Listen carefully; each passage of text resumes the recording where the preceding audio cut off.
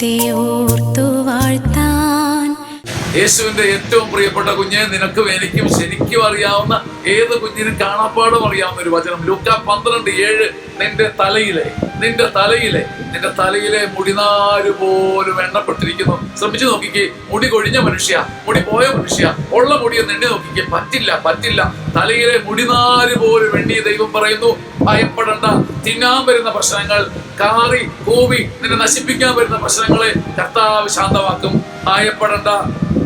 യേശുവിന്റെ നാമമഹത്വം നിന്നെ സഹായിക്കട്ടെ. ആമേൻ.